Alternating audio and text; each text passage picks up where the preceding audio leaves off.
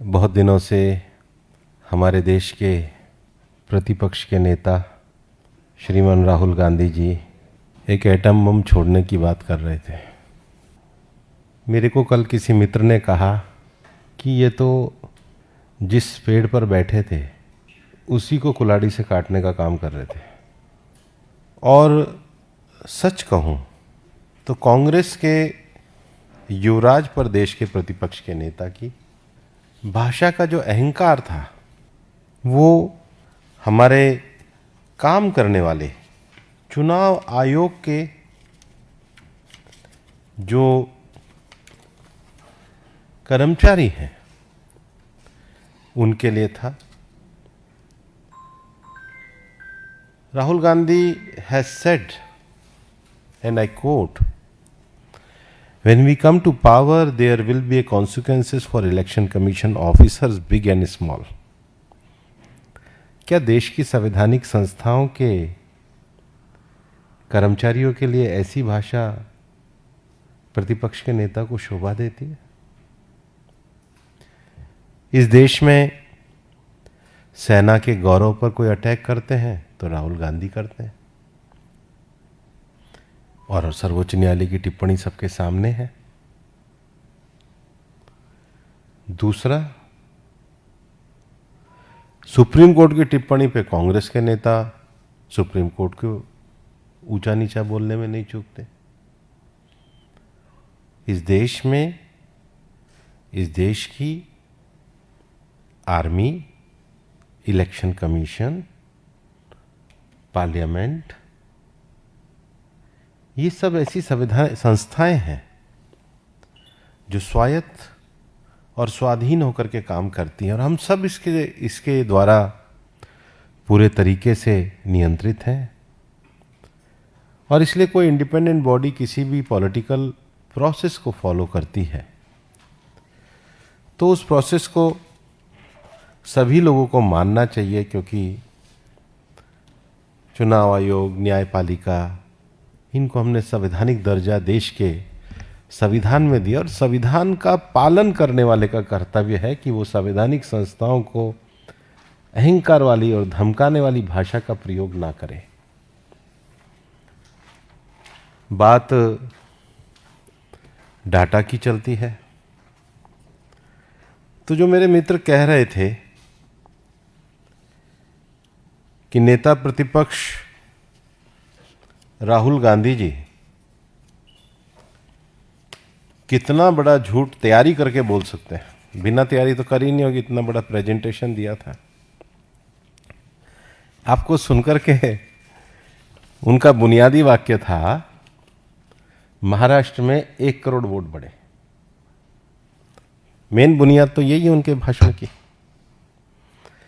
Election commission of India की website पर है, 2024 में महाराष्ट्र विधानसभा में वोटर थे 9,71,41,289।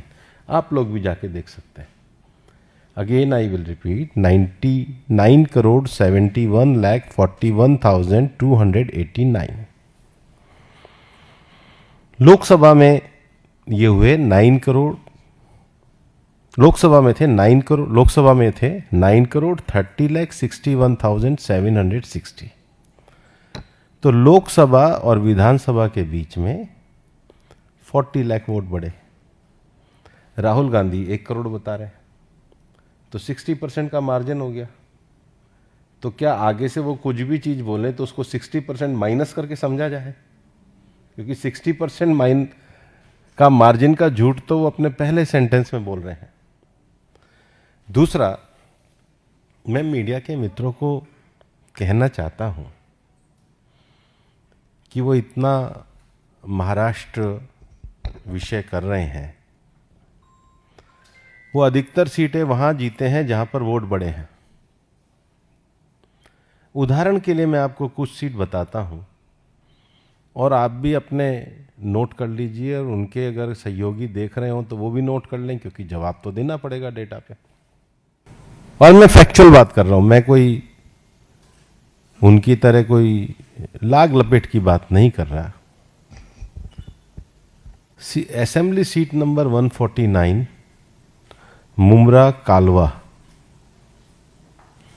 वहां पर लोकसभा से विधानसभा में वोट इंक्रीज हुए 41,663।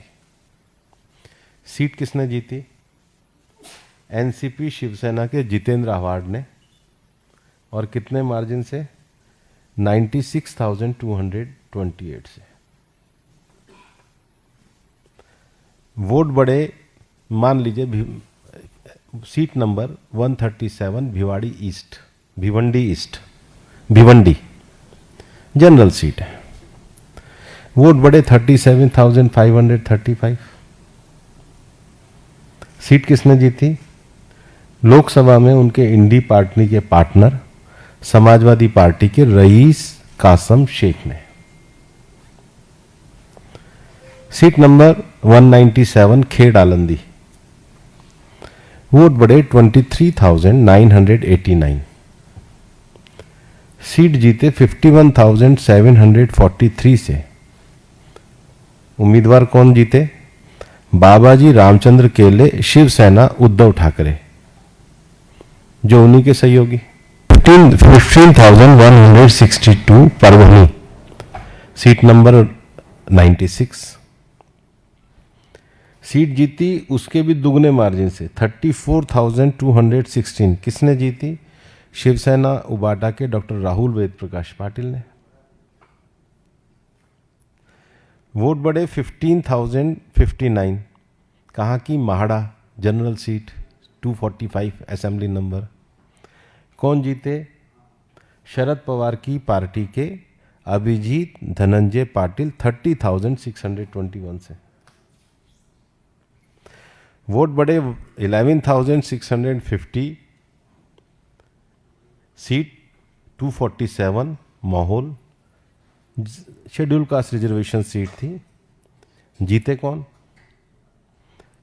एनसीपी शरद पवार जी की पार्टी के खरे राजू दान्यू। जितने वोट बढ़े उसके भी ज्यादा मार्जिन से। और कांग्रेस का आप देखिए कि seat number 57 Nagpur north, 57 Nagpur उत्तर, वोट बढ़े 23,421। जीतने का मार्जिन क्या रहा? 28,467। और कौन जीते? डॉक्टर नितिन किशननाथ राउत कांग्रेस के। Tasgaon seat number AC 287, vote increase हुए 11,707। सीट जीते 27,644 से। कौन जीते? शरद पवार जी की पार्टी के रोहित सुमन आभा पाटिल। सीट नंबर 253 इन्हीं के एक सहयोगी PWPI के। सीट पे वोट बढ़े 20,995 और वोट का मार्जिन आया 25,386। डॉक्टर बाबा साहब अन्ना साहब देशमुख। ये मेरे पास उन सब सीटों की सूची है। शायद अपने गिरेबा में झांकना नहीं आता। अगर इलेक्शन कमीशन का प्रोसेस जो है उसमें वोट का एडिशन होना डिलीशन होना वो उनकी इंडिपेंडेंट एक्सरसाइज है, लेकिन जीत के मार्जिन में बढ़े हुए वोटों पे कांग्रेस का नागपुर वेस्ट वोट बढ़े 23,000। विकास पांडुरंग ठाकरे वो जीते 5,824 से। तो ये जो राहुल गांधी की जो थ्योरी है ये अपने आप में ही रिजल्ट से खत्म हो जाती है। पहली बात तो थ्योरी की बुनियाद ही गलत है, क्योंकि डेटा ही गलत है, स्टार्टिंग डेटा ही गलत है, स्टार्टिंग भी गलत है और अंत तो विनाश पे ही है, झूठ पे ही है। अगर मेरे मीडिया के साथी चाहें तो मैं पूरी लिस्ट पढ़ देता हूं, हम सबको दे देंगे, और अनिल बलूनी जी आप सबको दे देंगे, ओपन है।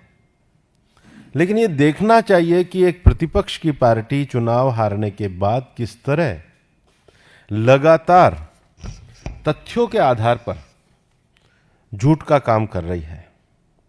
और सबसे,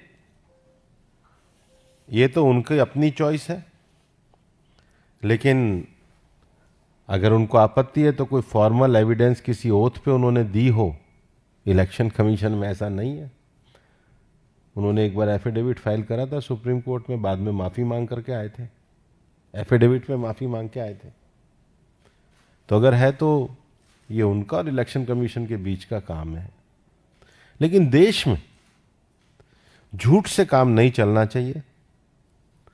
दूसरा, मैं ये जो मॉडस ऑपरेंडी है कि बोलो और भाग जाओ, संसद में मत चलने दो, संसद में चर्चा मत करो, संसद में चर्चा करने से अच्छा है कि संसद को ही ना चलने दो, तो ये तो तरीका ठीक नहीं है। मैं आपको ये कहना चाहता हूं कि ये जितने भी टर्नआउट और जितने भी फेक न्यूज़ क्रिएट कर रहे हैं, बल्कि देश में जो इलेक्शन कमीशन के डाटा हैं, 5 बजे की एंट्री है, हम तो कहते हैं उसका भी ईमानदारी राजनीति में बहुत बड़ी चीज होती है। ईमानदारी किसी भी राजनीतिक दल और राजनीतिक व्यक्ति की जीवन की सबसे बड़ी साख होती है। अगर आपकी बात में ही 60% का झूठ डेटा पे मिक्स हो, तो मतलब आपकी क्रेडिबिलिटी बोलने के साथ 60% कम मान के लिखी जाएगी।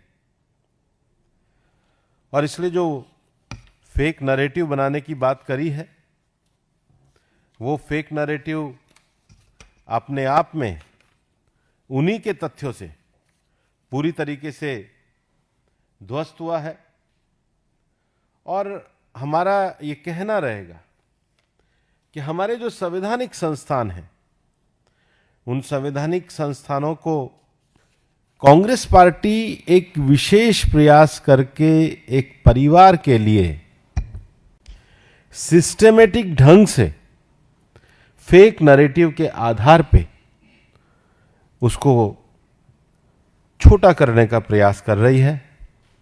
लेकिन इस देश का संविधान महान है।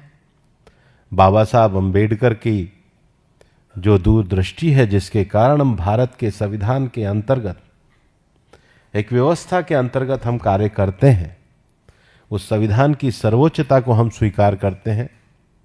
और ये झूठ के नैरेटिव अपने आप ही जनता ने 3 बार ध्वस्त करे हैं, और भविष्य में भी ऐसा होता रहेगा, क्योंकि 60% मार्जिन रखने वालों की क्रेडिबिलिटी इस समाज में रहेगी नहीं। We come to power, there will be consequence for election commission officers brigade. इसको संदेह कहते हैं या धमकी कहते हैं? देखिए, अशोक गहलोत जी की तो एक राज परिवार के प्रति बोलने की एक निष्ठा वाली शैली है, लेकिन अशोक गहलोत जी जैसे समझदार नेताओं को, जो इतने बुजुर्ग हो गए हैं, उनको तो समझाना चाहिए, उनको ट्यूशन देनी चाहिए कि इस तरह की भाषा का प्रयोग नहीं होता। और कहीं भी जाने की एक प्रक्रिया है भाई, उस प्रक्रिया का तो सभी लोगों को पालन करना पड़ता है, और इसलिए कोई भी प्रक्रिया से ऊपर नहीं है। और आप प्रक्रिया मानो ना मानो ये आपके ऊपर है, लेकिन ये देश तो संविधान और प्रक्रिया से चलते हैं। इस प्रक्रिया से अबोव कोई परिवार और कोई व्यक्ति नहीं हो सकता है। कि अगर डुप्लीकेशन है तो उसका इन्वेस्टिगेशन कौन करेगा? चुनाव आयोग करेगा। तो चुनाव आयोग की प्रक्रिया में सबको शामिल होना चाहिए। वो ये तो बताए जहाँ पर 30,000, 40,000, 35,000 वोट बढ़ रहे हैं, वहाँ उनका गठबंधन कैसे क्यों जीत रहा है? फेयरनेस के कारण ही तो जीत रहा है। उनका मेन एलिगेशन ही यही है, और रिजल्ट भी यही बता रहा है कि सभी लोग जीतते हैं। भाजपा भी जीतती है, कांग्रेस भी जीतती है, लेकिन जहाँ पर बढ़ गए वहाँ पे हम जीत गए। उनका आरोप तो यही, इसी तरह।